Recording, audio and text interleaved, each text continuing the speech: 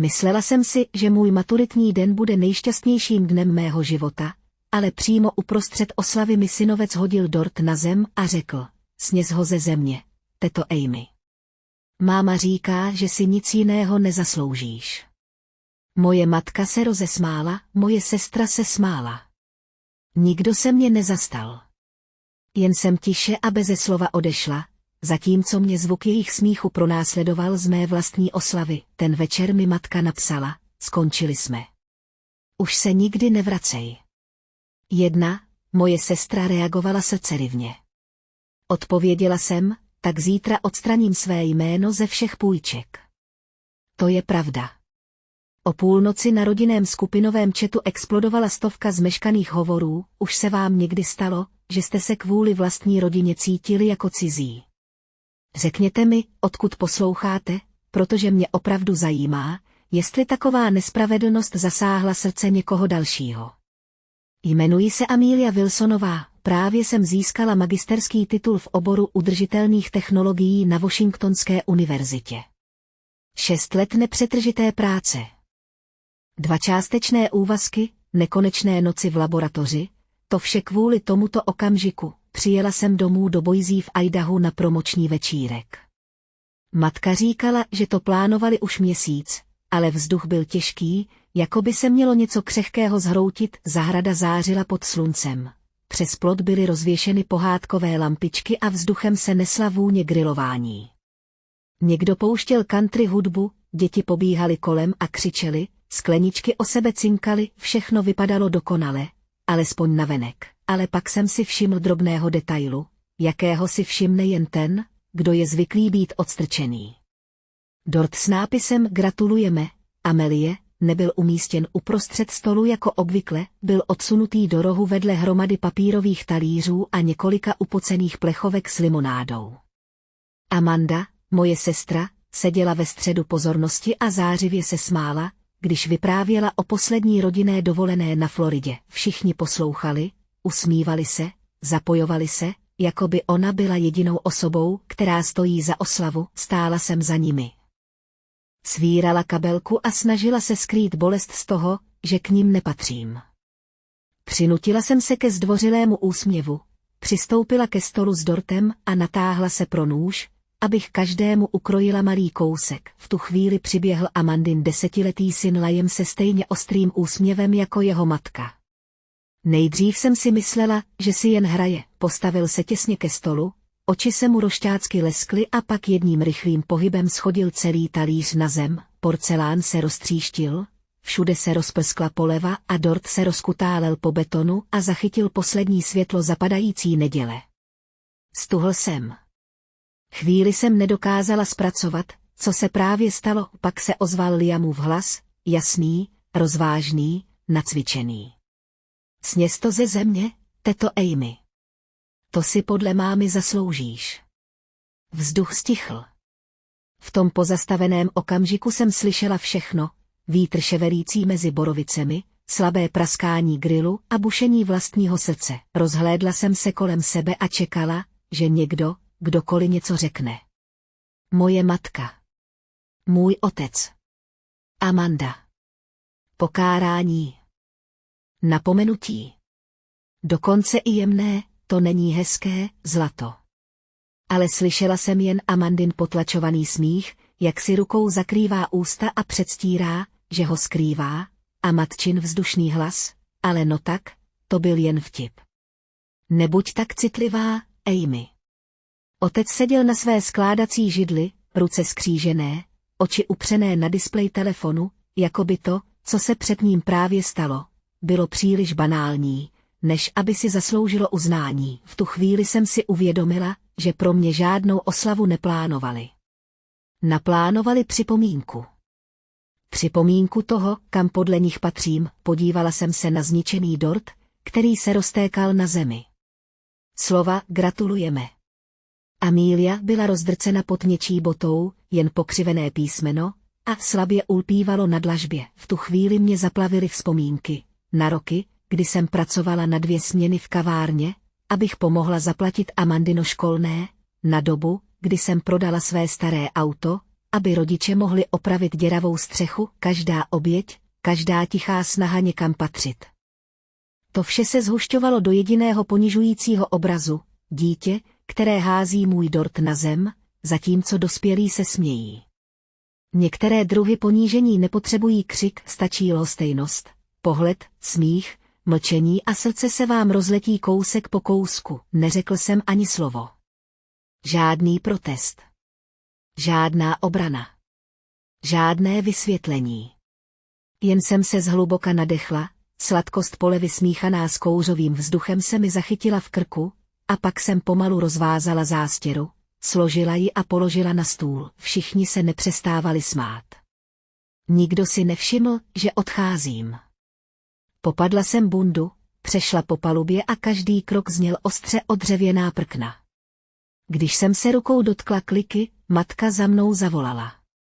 Amy, nedělej z toho scénu. Je to jen dítě. Neohlédla jsem se, dveře se otevřely, polilo mě pozdně odpolední světlo a já vyšla ven do idašského větru, který mě štípal do tváře, ale zároveň mi připadal nějak osvobozující. Za mnou pokračoval smích, který se mísil s doznívajícími tóny country písně. Odjížděla jsem úzkou sousedskou ulicí, v hlavě prázdno, jako by mi někdo vymazal všechny dobré vzpomínky, které jsem se kdy snažila uchovat. Někdy není nejhlubší bolestí samotný čin, ale zjištění, že si nikdo z vaší rodiny nemyslí, že je to špatné. Neplakala jsem.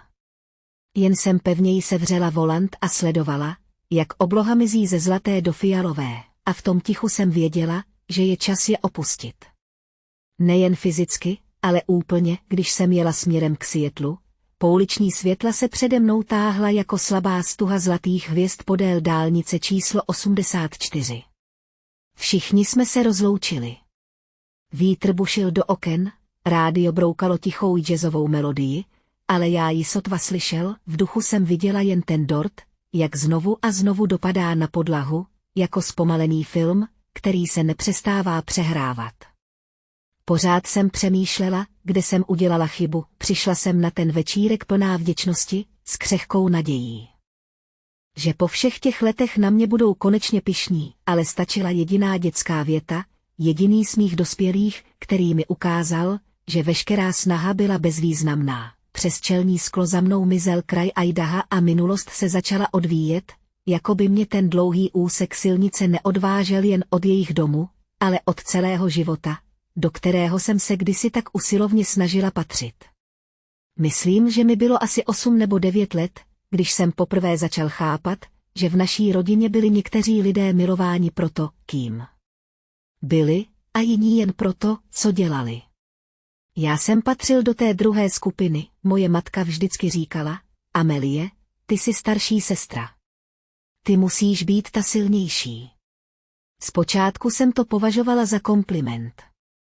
Domnívala jsem se, že být silná znamená být někým, na koho můžeme být hrdí, ale časem jsem si uvědomila, že v našem domě znamená slovo silná jen jiný výraz pro nesmíš mít city.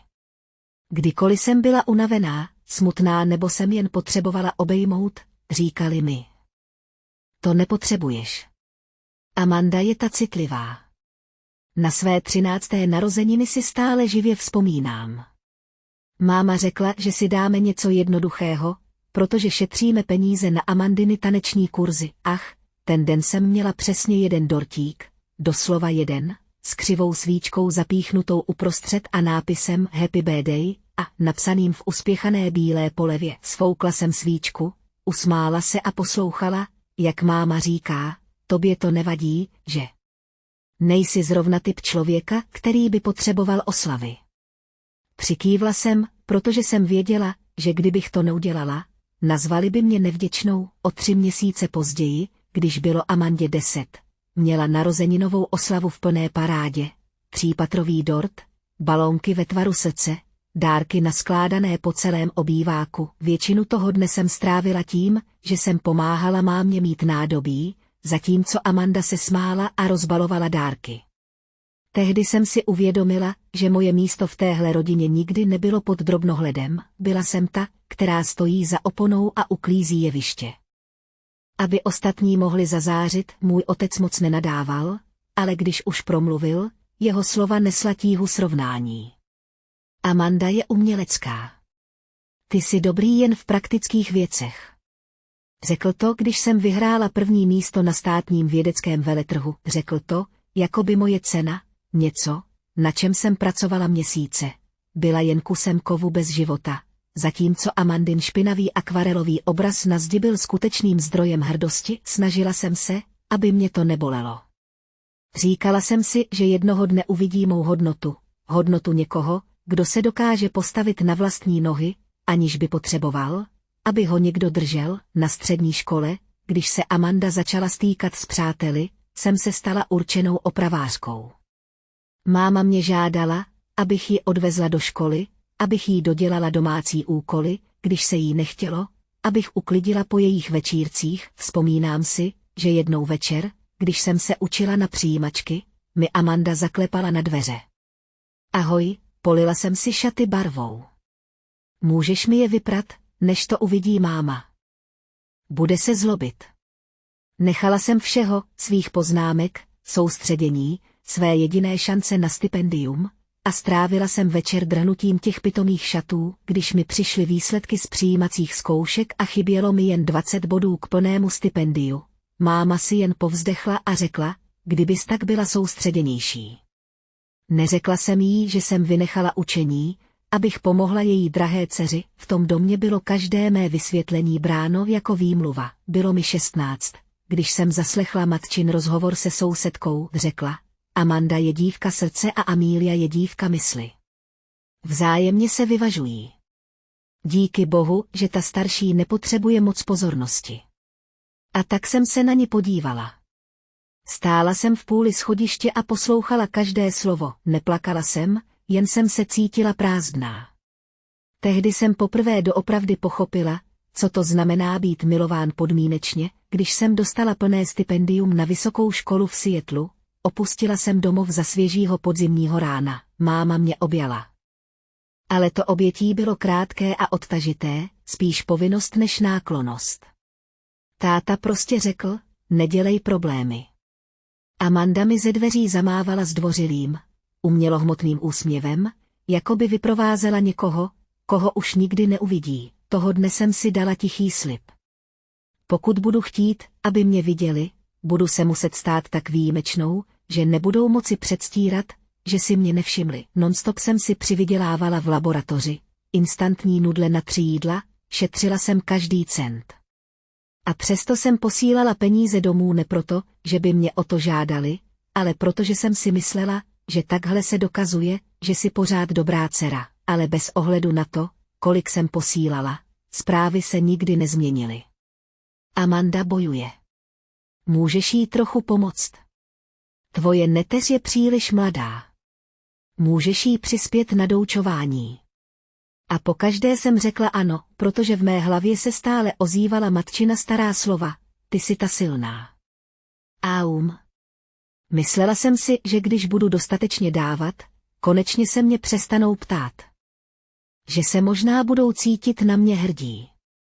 Ale v mé rodině se obětování nikdy nevnímalo jako láska, jen jako povinnost. Za mnou se ozvalo houkání auta, které mě vrátilo do přítomnosti, už jsem byla mimo Idaho. Na ceduli přede mnou stálo Seattle 120 mil, poprvé se mě zmocnil zvláštní klid. 27 let, tak dlouho jsem se hnal za přijetím jako někdo, kdo běží za vlakem, který se nikdy nezastaví. Pokaždé, když jsem si myslel, že jsem blízko, posunuli stanici dál, vypustil jsem suchý smích a zašeptal si pro sebe. Myslela jsem si, že když se budu dost snažit, konečně mě uvidí. Ale v mé rodině byla spravedlnost dárkem, který se mi nikdy neobtěžovali zabalit. Auto uhánělo kolem nekonečných řad tmavých borovic a já sledovala, jak za mnou mizí dětství, ta stísněná kuchyně, mámin tichý hlas volající Amandino jméno a já stojící v rohu a tiše mijící nádobí. Možná jsem se naučila mlčet, abych přežila. Ale dnes večer, když jsem se podívala do zpětného zrcátka, jsem si uvědomila, že je čas mlčet. Nevydržet, ale nechat jít. Už jsem nechtěla, aby mě viděli. Chtěl jsem vidět sám sebe, když jsem dorazila do Seattlu, bylo už pozdě. Déšť mrholil po prázdných ulicích, pouliční lampy se táhly v dlouhých odrazech po mokrém asfaltu, odemkla jsem dveře svého malého bytu v Capitol Hill, jen tak akorát pro jednu osobu, se stolem u okna a několika květináči, které jsem pěstovala od jara. Ticho bylo tak naprosté, že jsem slyšela vlastní kroky na dřevěné podlaze. Odložila jsem tašku, rozsvítila stolní lampu. Jejíž teplé žluté světlo zbarvilo stěnu uklidňujícím, ale zároveň bolestně osamělým způsobem. Chystala jsem se udělat si čaj, když mi zazvonil telefon. Na displeji se rozsvítila zpráva od mámy. Rozhodli jsme se přerušit veškeré kontakty. Už si vyvolala dost napětí. Drž se od nás navždycky dál. Pod ní byla Amandina reakce s červeným srdcem, jako by schvalovala mé vyhnanství. Zíral jsem na obrazovku jako přimražený a nebyl si jistý, jestli se mám smát. Nebo brečet, dokázala jsem si je představit, jak spolu sedí v obýváku a sepisují tu zprávu, přesvědčeni, že mají pravdu. Držte se od nás navždycky dál. Zavrávorala jsem. Ta slova se na mě opětovně zablískla chladně, ostře a definitivně jako kov přitisknutý na kůži. Položila jsem telefon na stůl a opřela se v křesle. V malém bytě se ozývalo jen slabé tikání hodin. Poprvé v životě mi jasně řekli, že už mě nepotřebují, a ku podivu jsem se pod tím šokem cítil lehce. Děsivě lehký.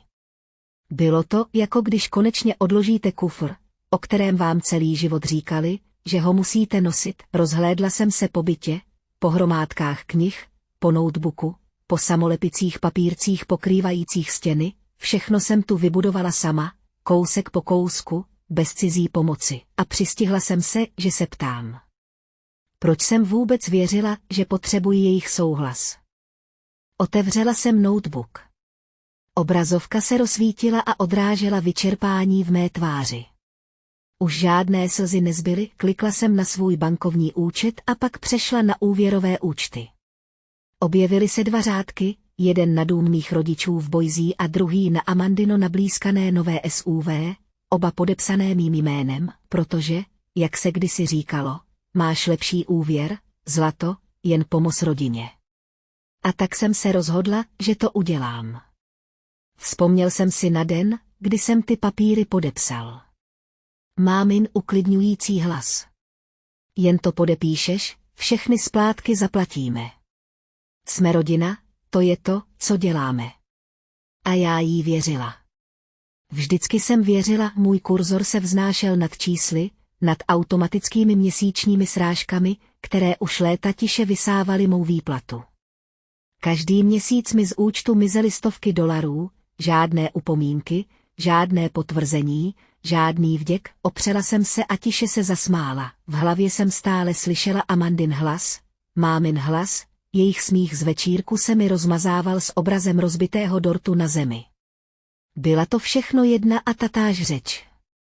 Vlastně pohrdání, otevřela jsem zprávy, prsty se pomalu pohybovaly po klávesnici. Napsala jsem jeden jednoduchý řádek, nic víc, nic míň, odstranění mého jména z každé zítřejší půjčky. Nové emoji. Nové vysvětlení. Stiskla jsem odeslat a pak položila telefon na stůl lícem dolů. V místnosti bylo stále světlo, ale už v ní nebyla zima. Vstala jsem, nalila si šálek heřmánkového čaje, vdechla jemnou vůni a cítila, jak se mi tělo konečně začíná uvolňovat. Už jsem na ně nemyslela. Myslela jsem jen na jedinou věc, kterou jsem ještě mohla ovládat, na své hranice. Toho večera jsem otevřela svůj starý sešit s výdaji, stejný, který jsem používala během postgraduálního studia, abych si zaznamenala každý ušetřený dolar, otočila jsem na první stránku a černým inkoustem jsem napsala, začni znovu. A pak jsem se vrátila k tomu, co jsem chtěla. Pod to jsem napsala, svoboda nepochází z toho, že mě druzí milují. Přichází z toho, že je přestaneme vysávat. Venku stále pršelo, zhasl jsem lampu a nechal jen měkkou záři obrazovky notebooku. Osvětlovala malý rámeček s fotografií na mém stole, jedinou fotografii z dětství, kterou jsem si stále uchovával. Bylo mi na ní asi 8 let, měla jsem na sobě květované šaty, zářivě jsem se usmívala a držela sousedova psa. Vzpomněla jsem si, jak mi máma ten den vynadala, že jsem objímala něco špinavého, ale na té fotce jsem se pořád usmívala, čistá, nedotčená radost. Opatrně jsem obrátila rámeček, lícem dolů na stůl, ne ze vzteku, ale protože jsem se u toho chtěla zastavit. Ve 23 hodin 47 minut mi začal zvonit telefon. Nejdřív to byla máma, pak Amanda. Pak táta. Displej pořád blikal, ale já to nezvedl. Objevovala se jedna zpráva za druhou. Co to děláš? Proč si odstranil své jméno, nechápeš, jaké to bude mít následky? Amelie, prosím. Poslouchej mámu. Četla jsem každé slovo a pak zavřela notebook. V chóru zmeškaných hovorů a spanikařených hlasových zpráv jsem neslyšela jedinou omluvu. Ani jednu. Slyšela jsem jen strach, ten, který se vynoří, když si lidé uvědomí, že je jejich záložní peněženka konečně odřízla. Vypnula jsem telefon, vlezla do postele a přitáhla si deku k hrudi. Déšť tiše bubnoval na okno a já si v té tiché sietleské noci uvědomila, že jsem konečně udělala jedinou věc, které jsem se celý život bála. Rozhodla jsem se žít, aniž bych potřebovala jejich odpuštění nebo souhlas. Možná právě takhle vypadá skutečná svoboda. Ne ohňostroj nebo velká gesta, ale jediná zpráva, jediné rozhodnutí a následné absolutní ticho. Druhý den ráno jsem se probudil dřív než obvykle. Svět byl zahalen do známé bledě šedé mlhy, která se držela na okně jako ještě neoschlé vzpomínky. Uvařil jsem si šálek černé kávy, pomalu se napil a podíval se ven. Město se probouzelo, autobusy se plazily mokrými ulicemi. Lidé v bundách s kapucemi přecházeli křižovatky, kavárny se probouzely k životu měkkým žlutým světlem. Mír. Takový klid, jaký jsem v Boise nikdy nepoznal, ale v hloubi duše jsem věděla, že dnešek bude dnem, kdy přestřihnu poslední nitku, která mě poutá k tomu starému životu. Už žádná pomoc rodině. Už žádné, jsi starší sestra, musíš nést břemeno. Už žádná láska svázaná dluhy a pocity viny. Vešla jsem do pobočky Green First Bank, dvoupatrové prosklené budovy v centru Seattlu. Recepční mě přivítala zdvořilým úsměvem. Máte schůzku? Přikývla jsem. Ano, s panem Diazem. Zavedla mě do malé konzultační kanceláře. Pan Diaz, padesátník s laskavýma očima za brýlemi s drátěnými obroučkami, vstal a podal mi ruku. Slečno Wilsonová, řekl vřele. Posaďte se, prosím. Prohlédl jsem si dokumenty, které jste mi včera večer poslala e-mailem. Vypadá to, že musíme probrat několik důležitých věcí ohledně vašich půjček s ručením omezeným. Posadila jsem se a úhledně položila složku na stůl. Využili mě, pane Diazi, začala jsem, můj hlas byl klidný, ale pevný. Spolu podepsala jsem 2 půjčky, jednu na dům mých rodičů v Boise a druhou na SUV mé sestry. Léta jsem je v tichosti splácela, protože jsem si myslela, že je to moje rodinná povinnost. Ale potom, co se stalo, chci všechny vazby ukončit. Přikývl a úhlednými, rozvážnými tahy si zapisoval poznámky. Já tomu rozumím.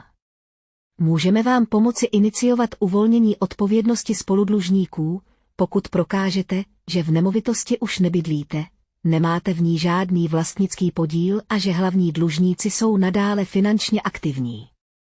Podala jsem mu dokumenty, doklad o adrese v Seattlu, nájemní smlouvu, výplatní pásky, výpisy z účtu a e-mail od matky z loňského roku, který zněl: dům je náš, jen jste pomohl podepsat.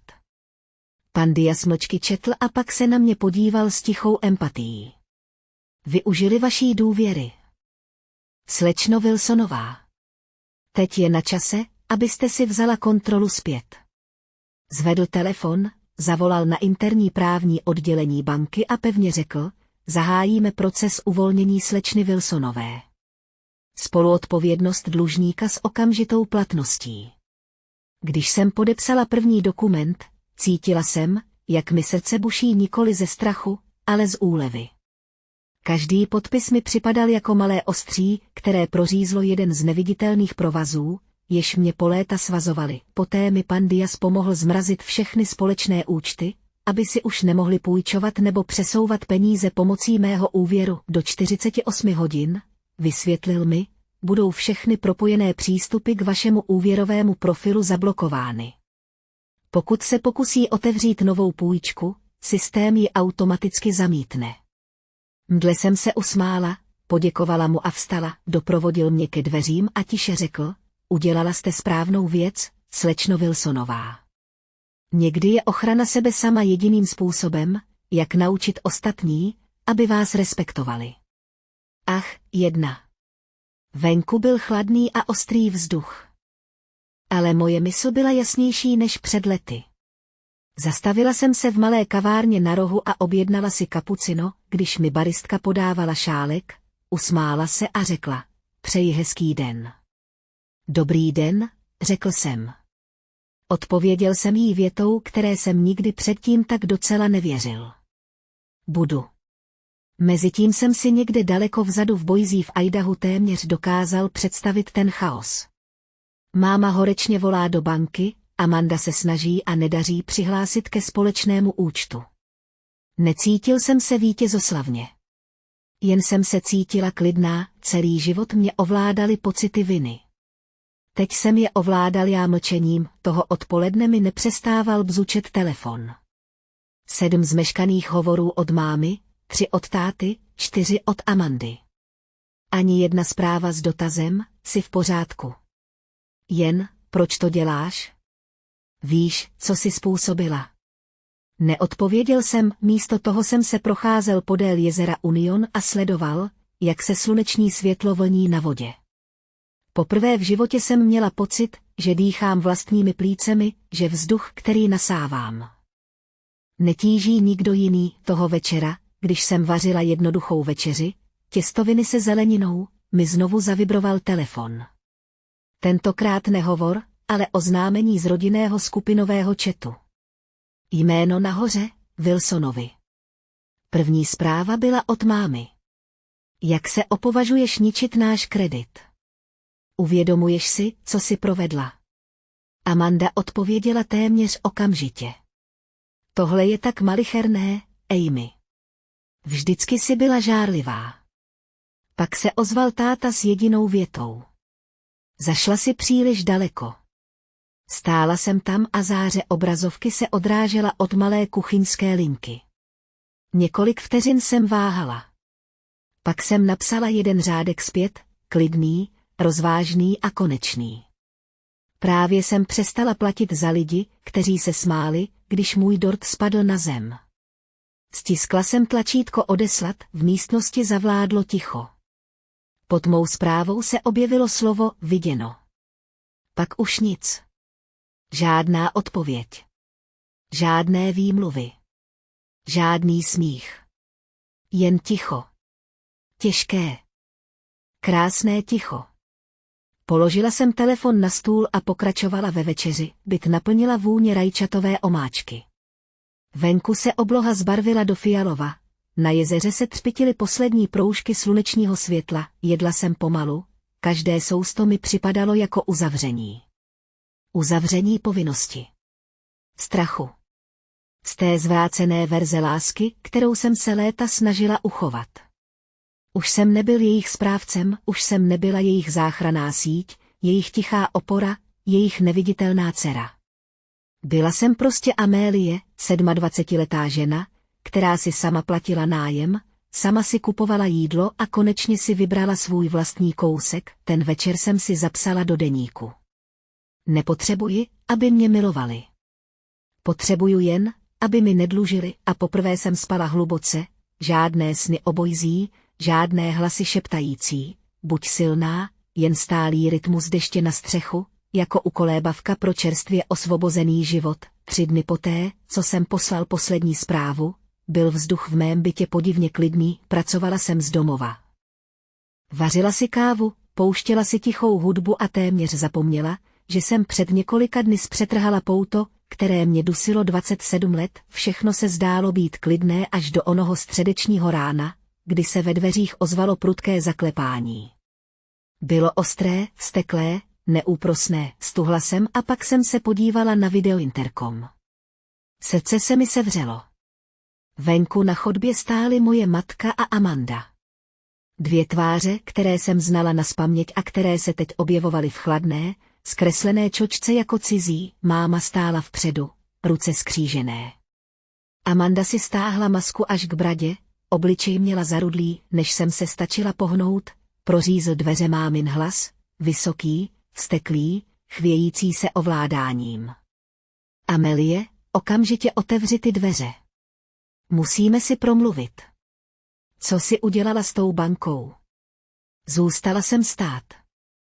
Protože jsem věděla, že kdybych ty dveře otevřela, znovu by mě pohltila stejná bouře, která mě pohlcovala celý život. Kde se každé mé vysvětlení proměnilo ve vinu a každá jejich slza se stala zbraní, zhluboka jsem se nadechla. Neodpověděla jsem, bušení bylo stále hlasitější. Amandin hlas se prolomil. Všechno si zničila, víš to. Banka hrozí exekucí, mámin kredit je v troskách, a to všechno kvůli tobě. Otevři ty dveře. Zírala jsem na obrazovku. Vlasy měla rozcuchané, oči divoké, směs vzteku a strachu. Poprvé jsem v ní viděla něco nového, nesílu, nedokonalost, ale paniku někoho, kdo ztrácí kontrolu nad tím, co vždycky považoval za své. Přesto jsem nic neřekl, zapnul jsem na telefonu diktafon a položil ho na stůl vedle dveří.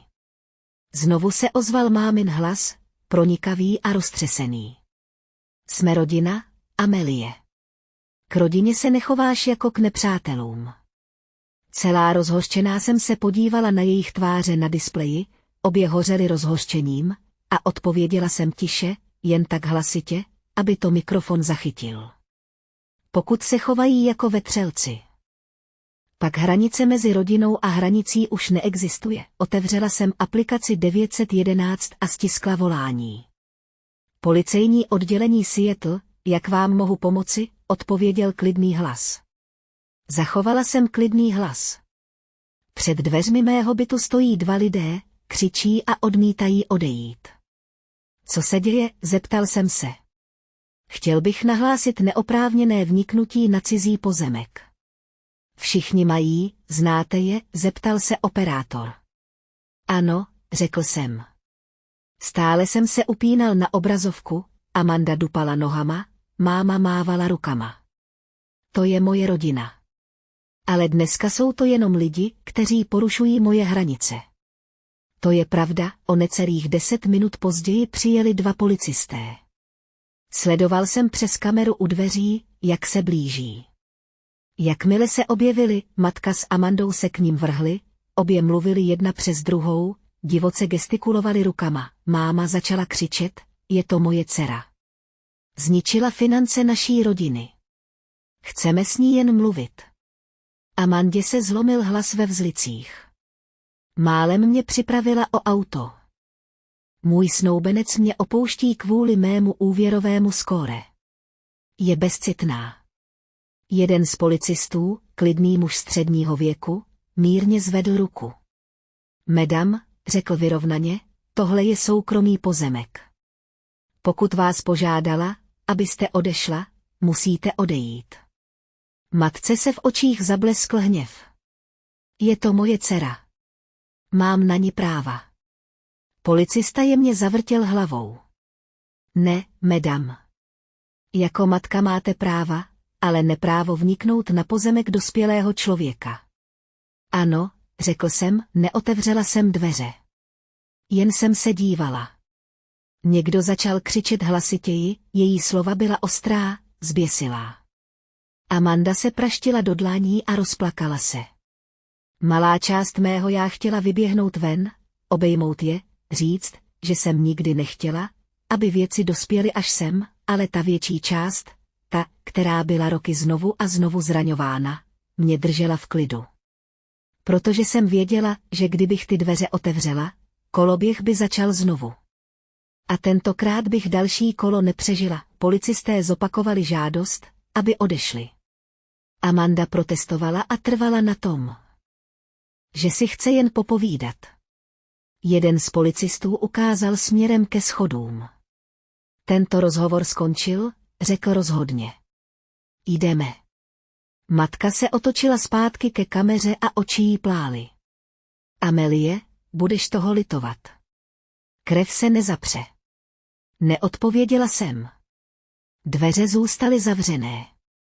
Přes obrazovku jsem sledovala, jak je vedou dolů po schodišti, jejich kroky byly těžké, plné zloby a bezmoci, když policejní auto konečně odjelo z ulice. Posadil jsem se na podlahu a opřel se o zeď. Neplakala jsem. Jen jsem zhluboka, rovnoměrně vydechla, což jakoby ze mě vyprázdnilo roky hluku, nezbyl v něm žádný vztek, žádná vina.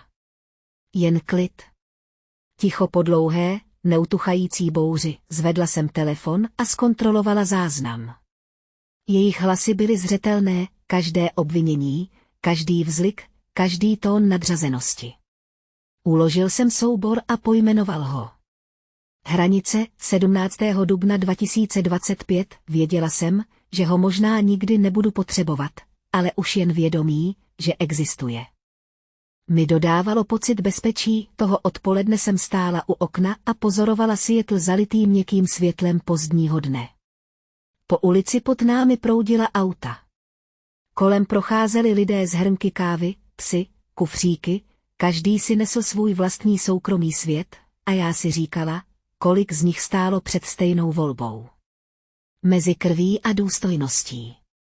Mezi podmíněnou láskou a klidem o samotě, dlouze jsem se nadechla. Venku město pokračovalo dál. A nikdo nevěděl, že v jednom tichém bytě nad ulicí se právě rozpadla rodina, aniž by vykřikla. Nalila jsem si do šálku další horkou vodu a postavila čaj na stůl, telefon se znovu rozářil, desítky nových zpráv od Amandy, od mámy, dokonce i od příbuzných, se kterými jsem léta nemluvila, každá z nich se nesla ve stejném tónu, obviňuj, strapnila si svou matku. Kvůli tobě trpí celá rodina. Kdo tě naučil být tak krutý? Neodpověděla jsem. Jen jsem si každý pozorně přečetla a smazala, s každým stisknutím tlačítka delete jsem se cítila o něco lehčí. Jako bych vykládala jeden kámen po druhém z batohu, který jsem nosila příliš dlouho. Když se setmělo, otevřela jsem okno, vítr ze Seattlu byl svěží a chladný a nesl slabou vůni pražené kávy z kavárny v přízemí. Stál jsem tam, pozoroval světla města vlnící se na vodě a přemýšlel o všem, co se právě stalo. Ujela jsem stovky kilometrů jen proto, abych se pokusila získat nad sebou zpět kontrolu, a nepodařilo se mi to. Nenáviděla jsem je, jen jsem litovala tu verzi sebe sama, která kdysi věřila, že když bude poslušná a pracovitá, vyslouží si lásku. Můj hlas prolomil ticho, tichý, ale zřetelný v prázdném bytě. Někdy je jediným způsobem, jak získat respekt, přestat o něj prosit. Neřekla jsem to kvůli nim. Řekl jsem to za sebe, pak jsem zavřel okno, zhasl světla a v té tmě jsem cítil něco vzácného, kus, který se nezrodil z něčího mlčení, ale z toho, že jsem konečně přestal prosit, aby mě slyšeli. O 3 měsíce později přišlo do Seattlu léto, tiché jako vzdech. Nebe bylo jasně modré.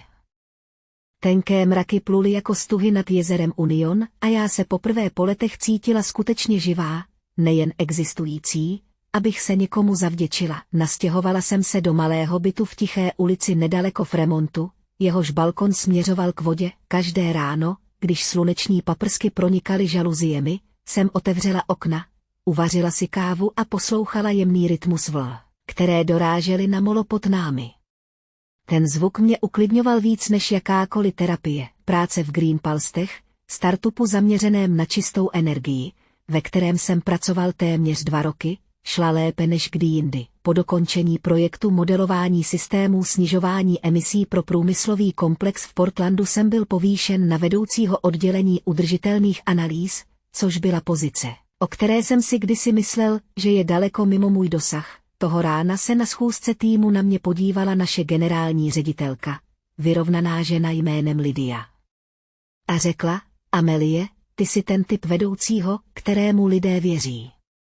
Ne proto, že jsi hlasitá, ale proto, že jsi stabilní, usmála jsem se. Být tichá ve mně rozkvetlo jako semínko, které se po dlouhé, studené zimě konečně dostalo na sluneční světlo. Začala jsem si budovat okruh přátel, které nespojovala krev, ale empatie. Elena, bývalá spolužačka z gymnázia, která nyní pracovala v neziskové organizaci pro solární energii, se u mě často zastavovala o víkendech. Přinesla opečený chléb, já jsem uvařila polévku z pečeného květáku, povídali jsme si o drobných, milých věcech, o knihách, které jsme četli, o filmech, na které jsme se dívali, nebo o tom, jak se moje rostliny stále naklánějí na špatnou stranu slunečního světla. Markus, jeden z mých kolegů, se stal něčím jako bratrem, kterého jsem nikdy neměla. Naučil mě, jak si v práci udržet hranice, což jsem ve vlastní rodině nikdy neuměl, když mi jednou odpoledne přišel e-mail od mámy s předmětem. Musíme si jen promluvit. Markus se na mě podíval a tiše řekl, nikomu nedlužíš svůj díl. A já jsem se na něj podíval. Aha. Neodpověděla jsem na ten e-mail. A poprvé v životě. Provinile moje domácí, paní Patelová, 60letá indická vdova, která bydlela v přízemí, vařila každé odpoledne masala chaj a často mi nosila šálek, když jsem jí poprvé vyprávěla o své rodině, jen se jemně, vědoucně usmála a řekla, rodina není tam, kde se narodíme. Je to místo, kde jsme viděni něžnýma očima. Nikdy předtím jsem to od nikoho neslyšela, ale když to řekla, něco ve mně změklo, možná jsem našla jiný druh rodiny, ne tu, kterou pojí krev, ale porozumění. Ráno jsem začala cvičit jogu. Nejdřív to bylo jen proto, aby se mi lépe spalo. Ale nakonec se stala součástí mého rituálu na začátku dne, naučila jsem se zhluboka dýchat, uvolnit napětí v ramenou a přijmout, že ticho neznamená vždy slabost, někdy je to síla. Za klíčových večerů jsem začala znovu vařit. Už žádné osamělé hrnky instantních nudlí. Udělala jsem si jídlo, které jsem milovala, těstoviny pokapané olivovým olejem. Krémovou dýňovou polévku nebo jednoduché palačinky s medem, když jsem si sedla k jídlu, často jsem se sama pro sebe usmála a pomyslela si, takhle chutná péče o sebe.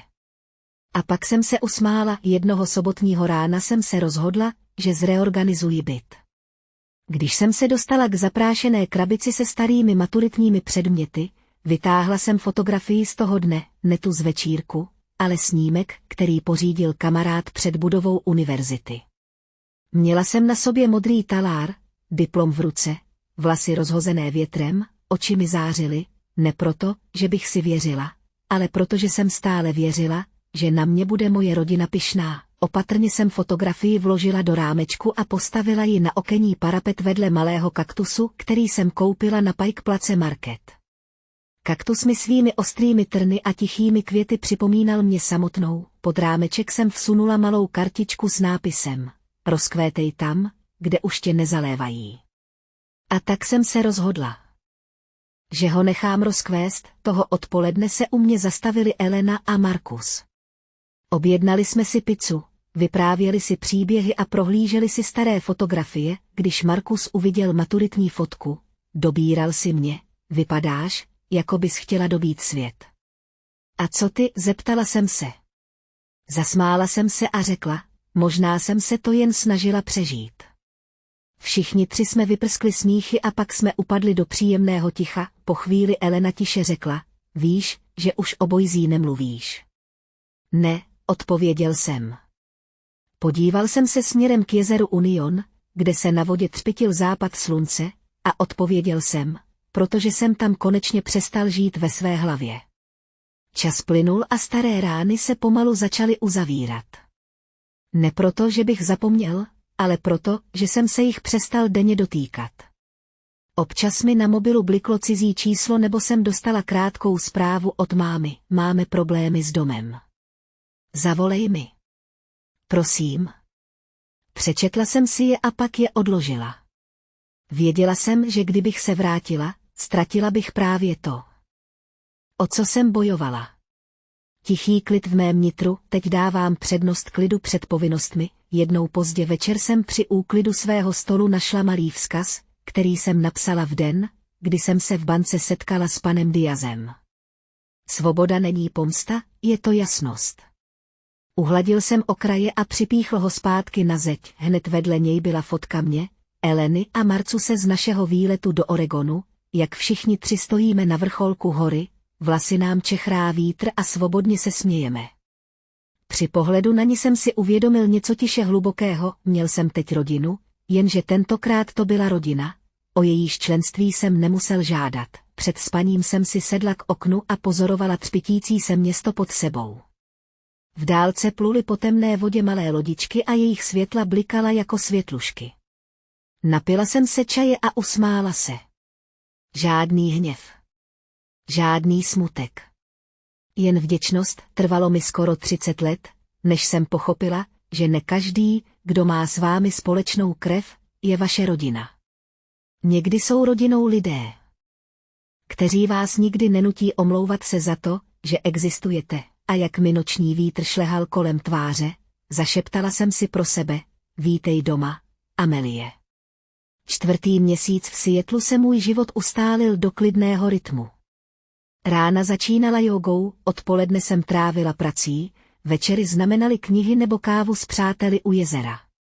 Všechno bylo konečně klidné, opravdu klidné, až do jednoho pondělního rána, kdy jsem otevřela notebook a stuhla. Moje schránka přetékala.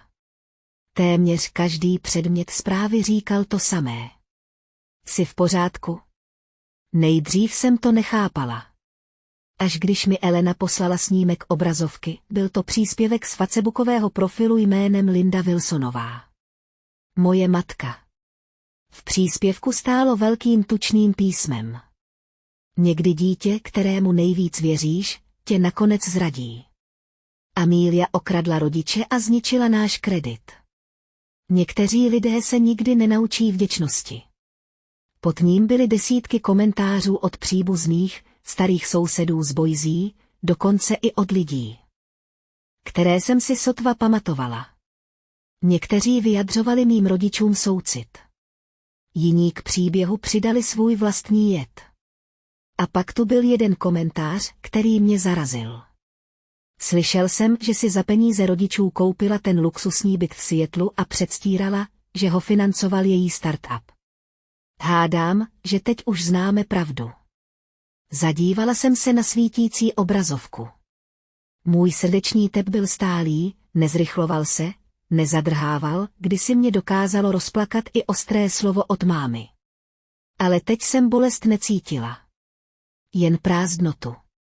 Takové to ticho, které přichází, jen když si konečně uvědomíte, že už vám nikdy nemohou ublížit stejným způsobem. Ale sociální sítě, to jsou místa, kde fámy rostou rychleji než plíseň ve tmě. Během několika hodin se příspěvek rozšířil do všech koutů mého starého života. Viděli ho bývalí spolužáci, sousedé z Boise, dokonce i několik mých kolegů z Green Palstech. Moje schránka se začala plnit opatrnými, zdvořilými zprávami. Ahoj, Amelie, je s tvou rodinou všechno v pořádku? Věděla jsem, že když budu mlčet, příběh se bude živit sám sebou, dokud nepohltí mou pověst. Místo abych se všem vysvětlovala, napsala jsem jediný krátký e-mail, jasný, profesionální a konečný, personálnímu oddělení, svému týmu a svým 3 nejbližším přátelům v práci. Předmět, objasnění / osobní záležitost. Ahoj týme. Pokud uvidíte mé jméno v drbech nebo příspěvcích na sociálních sítích, ignorujte je, prosím. Někteří lidé bojují proti hranicím lží. Jsem v pořádku a oceňuji vaši profesionalitu a respekt k soukromí. Nejlépe, Amelie, klikla jsem na tlačítko odeslat a pak zavřela notebook. Ne proto, abych se bránila, ale abych chránila svou důstojnost. Protože jsem to věděla. Pravdu není třeba vykřikovat. Potřebuje jen čas. O pár dní později mi zavolala paní Richardsová, naše stará sousedka z Boise. Její hlas se v reproduktoru chvěl. Amy, viděla jsem, co tvoje matka napsala, ale vím, že to nemůže být pravda. Byla jsi nejpracovitější dítě v sousedství. Jen jsem ti chtěla říct, že ti věřím. Poděkovala jsem jí a udržela jsem pevný hlas. Ale po zavěšení se mi roztřásly ruce. Nebála jsem se, že by mě někdo nepochopil. Bála jsem se toho tichého druhu lítosti, kterou lidé projevují těm, které považují za zlomené. Ten tón, chudáček, toho večera jsme s Marcusem seděli v kavárně v mracích a pozorovali město rozářené po lehkém dešti. Zamíchal si kávu a zeptal se, budeš na to reagovat?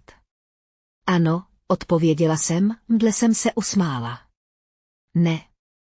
Každé jejich slovo odhaluje, kdo jsou oni, ne kdo jsem já, pomalu přikývl. Víš, řekl, lidé nad tebou ztratí moc v okamžiku, kdy přestaneš reagovat. Házejí oheň, ale když nehoříš, dusí se vlastním kouřem. Na tuhle větu jsem nikdy nezapomněl.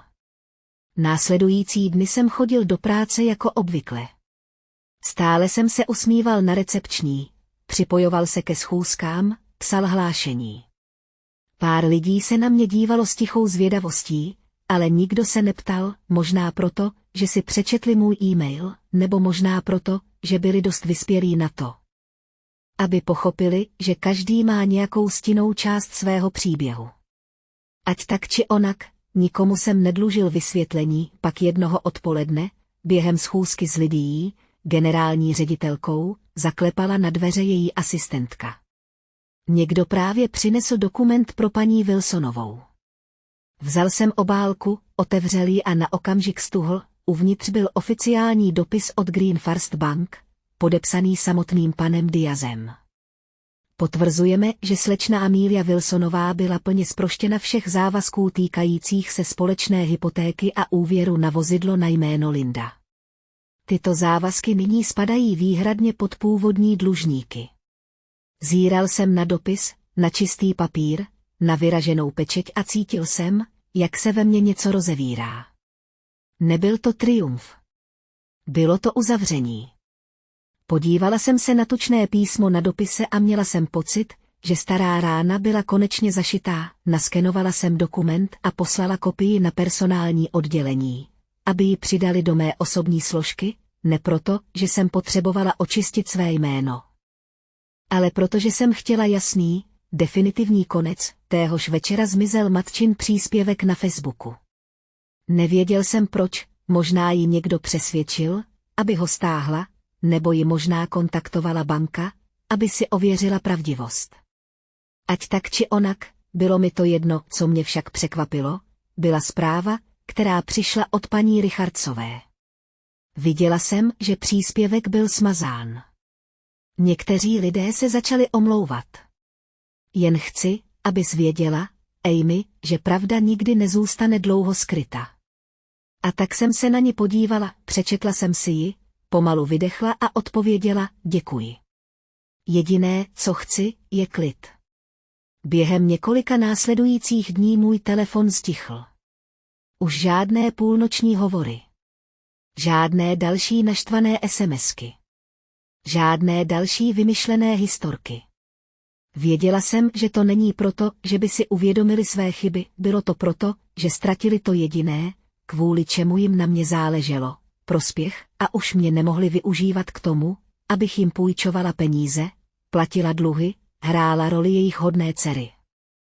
Už neměli důvod v mém životě existovat. Jednoho pozdního srpnového odpoledne, když se slunce sklánělo nad jezerem, jsem seděla na balkoně s šálkem heřmánkového čaje a poslouchala, jak si Nora Jonesová tiše brouká z reproduktorů. Přemýšlela jsem o všem, o dortu roztříštěném na podlaze, o nenávistných vzkazech, o matčině křiku u mých dveří, o příspěvcích, které mě označovaly za zlodějku. Všechno mi to připadalo jako vlny, které se o mě kdysi prudce tříštily, ale teď ustoupily a zanechali za sebou jen klidnou hladinu. Slabě jsem se usmála a zašeptala si pro sebe, mlčení není slabost, je to bouře, kterou si nikdy neuvědomili, že ztratili.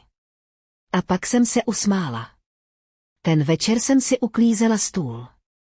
Vedle malého kaktusu stále ležely maturitní fotografie. Vzala jsem pero a dopsala ještě jeden řádek na starý vzkaz na zdi. Když lidé přestanou těžit z tvé laskavosti, tehdy se dozvíš, kdo tě vůbec miloval. Pak jsem ho připíchla zpátky mezi náčrty projektů a schémata energetických systémů. Tichou připomínku sama sobě, že rodina není místo, kde se musíte omlouvat za to, že žijete pravdivě. A někdy je vaše mlčení tou nejhlasitější formou odporu. Když jsem zhasla světla, byt se jemně rozářil v jantarovém odstínu města. Venku se Seattle třpitil životem, probouzel se, byl svobodný. A já, žena, kterou kdysi označili za zlodějskou dceru. Konečně jsem žila taková, jaká jsem doopravdy byla, nedokazovala jsem, nebránila se, jen jsem byla, v naprostém klidu. Uplynul rok ode dne, kdy jsem zpřetrhala všechna pouta. Čas má zvláštní schopnost léčit. Ne tím, že vás donutí zapomenout, ale tím, že vás naučí, že bolest už nemá právo ovládat váš život. Naučila jsem se žít pomalu, přestat na všechno reagovat, prostě existovat v tichých ránech, kdy sluneční světlo proniká skrz bílé záclony a za oknem mi poletují vrabci. Můj život našel rovnováhu, práce byla stabilní, zdraví dobré a lidé kolem mě, Elena, Markus, paní Patelová se stali takovou rodinou, která po vás nechce. Abyste dokazovali, že do ní patříte. Na Boise jsem už moc nemyslel, až jednoho časného podzimního rána, kdy se listí venku právě začalo zbarvovat do jemně oranžové, se v mé schránce objevil krátký e-mail, jen jeden řádek, ale srdce se mi z něj na okamžik zastavilo. Od Davida Wilsona. Předmět, jak se jmenuješ? Poznámka. Překl. Tvoje matka. Vaše matka upadla. Odpočívá doma. Ptala se, jestli byste byl ochoten si s ní promluvit. Pokud nechceš, chápu to. Dlouho jsem na ta slova zírala. Žádný hněv. Žádná něha. Jen přísnost. Už to byly skoro 2 roky, co jsem jeho jméno slyšela, aniž bych cítila ostrou bolest. Přečetla jsem si e-mail 3krát, ačkoliv byl stručný, bylo v něm něco upřímného a žádná manipulace, žádná vina, žádné výmluvy, jen zpráva. Normálně bych ho ignorovala. Ale z nějakého důvodu jsem toho rána klikla na odpověď. Můžeme se sejít, kdekoliv a kdykoliv si přeješ. O 3 hodiny později přišla jeho odpověď. V Pražírně. Kousek od univerzity. Zítra ve 2 odpoledne. Zavřela jsem notebook. Zmocnil se mě zvláštní pocit, ne strach, ale něco mezi zvědavostí a opatrností. Setkat se s někým, kdo vás kdysi zlomil, není snadné, zvlášť když jste si tak pečlivě budovali svůj klid. Možná ale nastal čas postavit se čelem té části mé minulosti, které jsem se vyhýbala nejvíc. Muži, který si vybral mlčení po všechna ta léta mé bolesti. Druhý den byl Seattle zahalen do lehkého deště. Oblékla jsem si šedý svetr, tenkou šálu a zamířila do kavárny. Pražírna seděla na tichém rohu, na místě, které studenti využívali ke studiu a jemným začátkům. Vzduch voněl praženými zrny a deštěm nasáklou vlnou. Z reproduktorů se linula stará jazzová melodie. Přišla jsem o 10 minut dřív a posadila se k oknu, ruce obtočené kolem kouřícího kapucina. Když se otevřely dveře, uviděla jsem ho, jeho kroky byly pomalejší, vlasy šedivější, obličej lemovaný léty, kterých jsem si v dětství nevšimla. Rozhlédl se a pak se naše oči setkaly. Myhl se v nich záblesk váhání. Pak slabý úsměv. Ahoj, zlatíčko, řekl drsným, tichým hlasem. Ahoj, tati, odpověděla jsem klidněji, než jsem čekala. Posadil se naproti mě, sundal si brýle a položil je na stůl. Několik vteřin jsme spolu nic neříkali. Déšť venku padal v pravidelném rytmu a mísil se s tichým syčením kávovaru. Zkoumal jsem jeho tvář a uvědomil si, že se něco změnilo. Ne jeho rysy. Jeho oči. Už v nich nebyla jistota člověka, který se postavil na jednu stranu. Byly to oči člověka, který konečně pochopil, co ztratil, odkašlal si a tiše promluvil. Opravdu nevím, kde začít. O tvé matce. Upadla na zahradě. Teď je doma, nějakou dobu nemůže pracovat, není na tom dobře, ale když se probudila, první, na co se zeptala, bylo, jestli jsi v pořádku. Myslela jsem, že bys to měl vědět. Jemně jsem přikývla. Jsem v pořádku, děkuji za optání, tati. Pomalu přikývl, jeho pohled se myhl. Než se usadil na šálku kávy mezi námi. Vrátil jsem se a přečetl si pár tvých starých zpráv, řekl. Ta věta, že zítra odstraníš moje jméno z každé půjčky. Hodně jsem o tom přemýšlel. Uvědomil jsem si to.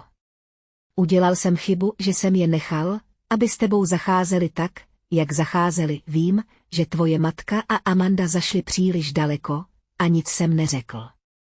To mlčení, to byla moje největší chyba. Mlčel jsem.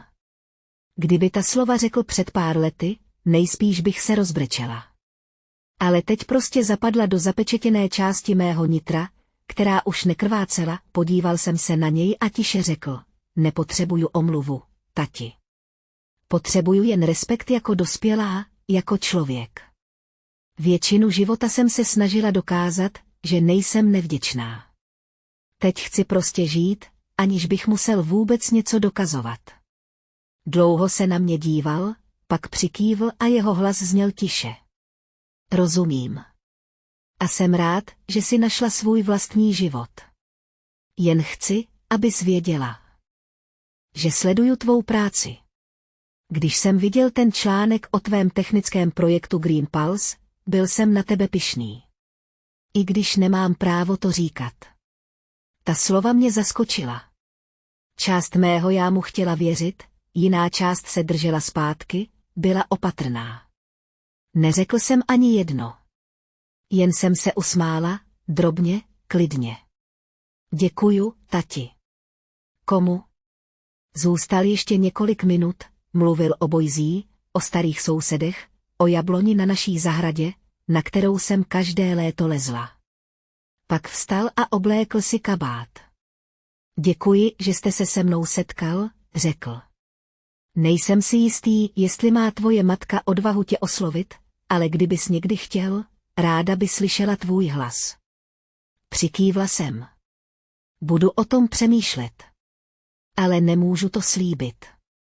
Slabě se usmál, oči trochu zarudlé. To stačí. Když odešel, zůstala jsem sedět. Dveře kavárny se otevřely a vpustili dovnitř vánek, který voněl deštěm a praženou kávou. Sledovala jsem, jak jeho postava mizí v davu, a uvědomila jsem si, že už se necítím naštvaná. Žádnou lásku. Žádnou nenávist, jen tichý smutek. Takový, jaký cítíte, když vidíte starou knihu, která vás kdysi rozplakala, ale už nemá tu moc. Vytáhl jsem zápisník a napsal si jediný řádek. Někdy není léčení o objímání a pláči. Je to o tom, že se po letech slepoty konečně uvidíme. Když jsem vyšla ven, déšť ustal. Skrz mraky proklouzly tenké sluneční paprsky a rozptýlily se po mokrém chodníku. Zvedla jsem tvář, zhluboka se nadechla a pocítila nepopsatelnou lehkost, možná ne každý má šanci slyšet pozdní omluvu. Ale já ji měl. A nějak to stačilo. Ten večer, když jsem přišla domů, jsem otevřela okno. Z deště se dovnitř linula vůně mokrého dřeva. Na poličce mého malého kaktusu vykvetl jediný bílý květ. Jemně jsem se ho dotkla a usmála se. V tom mě to napadlo, některé věci mohou kvést i poté, co byly příliš dlouho zapomenuty. Později večer se Seattle koupal v bledém zlatavém světle. Západ slunce přetrvával, jako by sám čas nechtěl odejít, stála jsem na balkoně. V ruce jsem si hřála šálek heřmánkového čaje a pozorovala, jak se jezero Union třpytí posledními odlesky dne, v dálce se ozývalo pohádkové troubení a tichý šum vln se otíral o břeh, tiché loučení z nedělí. Od onoho odpoledne s otcem uplynul téměř rok a život se nezměnil. S matkou jsem už nepromluvil, Ani Amandu jsem neoslovil, ale ve mně nezůstal žádný hněv, jen ticho, plné a klidné, jako jezero přede mnou. Postavila jsem čaj na malý dřevěný stolek a otevřela notebook. Na obrazovce byly poznámky k novému projektu našeho týmu, celoměstskému systému monitorování emisí. Řady čísel, grafů a plánů zaplňovaly stránku a každý řádek v sobě nesl pravdu, které jsem teď hluboce rozuměla. Skutečná změna nepřichází ze stížností. Přichází, když vlastníma rukama vybudujete něco nového. Možná právě to jsem ve svém životě udělal, když jsem upravovala řádek s údaji. Můj telefon tiše zabzučel. Zpráva. Jméno odesílatele mě přimělo zastavit se, Amanda. Nemohl jsem si vzpomenout. Kdy se mi naposledy ozvala? Možná to bylo v den, kdy je policie požádala, aby opustili můj byt. Displej zářil ve zlatavém soumraku. Zaváhala jsem a pak ji otevřela. Omlouvám se za všechno. Jen 6 slov. Žádné vysvětlení. Žádné výmluvy. Žádné prosby. Dlouho jsem na ten vzkaz zíral. Srdce se mi nesvíralo a stará bolest se nezvedala. Byla tam jen tichá, pomývá něha, jako když se o mě otře vánek. Věděla jsem, že ji muselo něco stát, hrdost, odvaha nebo možná vyčerpání, napsat ta 2 slova. A také jsem věděla, že to nic nezmění. Ale ani nemuselo, slabě jsem se usmála, položila telefon a nechala zprávu nepřečtenou, ale nesmazanou. Pak jsem otevřela malý černý deníček vedle notebooku a napsala do něj inkoustem jeden jednoduchý řádek. Odpuštění nepotřebuje vždycky odpověď. Protože odpuštění neznamená znovu otevřít dveře, aby se někdo vrátil. Je to jemně je zavřít, abys už nemusel zírat na ránu. A co, zeptal jsem se. Zavřela jsem deník a cítila. Jak se ve mně rozlévá zvláštní, tiché teplo, jako bych právě dočetla poslední stránku kapitoly, o které jsem si kdysi myslela, že nikdy neskončí. Venku se začala snášet noc. Výškové budovy se jedna po druhé rozsvěcovaly a jejich odrazy se rozlévaly po jezeře jako tisíce rozbitých zrcadel. Vyšla jsem na balkon a vítr mi do vlasů vplétal slabou slanost vody. Dole se hukot dopravy mísil se vzdálenou hudbou z baru na konci ulice. Život šel dál, nezastavoval se před nikým, nečekal, až se někdo vrátí. Opřela jsem se o zábradlí a dívala se dolů na město. Na totéž město, které bylo kdysi svědkem mého rozpadu a později sledovalo, jak se kousek po kousku znovu stavím. Vzpomněla jsem si na den, kdy jsem opustila Boise s prázdnýma rukama, vyděšená, upínající se ke křehké naději, že někde tam venku může být život laskavější. Teď už laskavost u druhých nehledám. Naučila jsem se ji vytvářet sama v sobě. Když se vytratila poslední stopa denního světla, cítila jsem, jak se ve mně usadil dokonalý klid. Nepotřebovala jsem potvrzení. Nepotřeboval jsem se omlouvat. Nepotřebovala jsem, aby se někdo vrátil. Potřebovala jsem jen vědět, že jsem se rozhodla správně. Nehledala jsem pomstu, nesnažil jsem se nic dokazovat. Prostě jsem odešel a to mě osvobodilo víc než cokoliv jiného. Zavřela jsem notebook, zhasla světla a nechala byt ponořit do měkké záře soumraku. Mé kroky se jemně odrážely od dřevěné podlahy, když jsem se vracela na balkon. Večerní vzduch byl teď chladnější, ale už mě netřásl. Pohlédla jsem k obzoru, kde slunce zcela zmizelo za obzorem, a zašeptala jsem si pro sebe ne jako prohlášení, ale jako souhlas. Kdysi jsem si myslela, že rodina je místo, kam se člověk musí vrátit, ale někdy je to prostě místo, odkud musíte odejít, abyste se konečně stali sami sebou. Zavřela jsem oči a zhluboka se nadechla, cítila jsem, jak se mísí se slaným jezerním vzduchem. V tu chvíli jsem už nebyla tou dívkou, která mlčky stála vedle rozbitého dortu. Ani ženou zatíženou podmíněnou láskou, byla jsem prostě Amélie Wilsonová, žena, která konečně našla dostatek sebeúcty, aby si vybrala sama sebe, a když se nad sietleskou oblohou myhla první hvězda, tiše a klidně jsem se usmála. Nebylo už co říct. Protože každý příběh, ať už je jakkoliv bolestný, může skončit smírem. Stačí mít dost odvahy nechat to být.